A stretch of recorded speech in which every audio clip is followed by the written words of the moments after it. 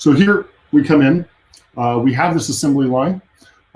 We see that we can see the state history of each item in the assembly line.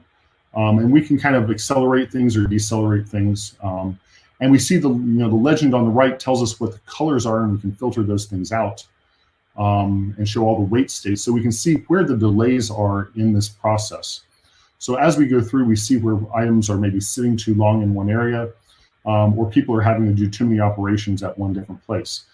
There are lots of different charts and details that we can go into for each individual, but also for the robotic arms and for the product itself. So we can see utilization, how well is it being utilized, in terms of how well is that station being utilized, and then the overall performance of the system across all the different stations.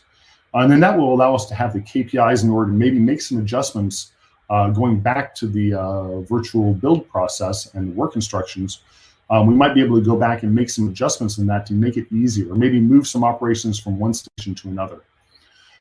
So here we see the global statistics. Once again, we're able to report after we've run this for a little bit of time. We can see the statistics on the reporting statistics on how each station and each component is being used.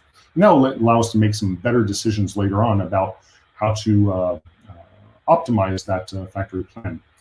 Now, here's a person who's actually going in and looking at this factory as it's running. So they're walking down the factory. You can see the factory around them. And I think they're actually in a very large hangar. But you can put this in the context of your customer or your factory site. And then you can see how all of these different parts and all these different processes are going to work together.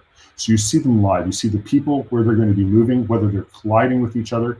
You can also see the relative heights, for example, of your parts.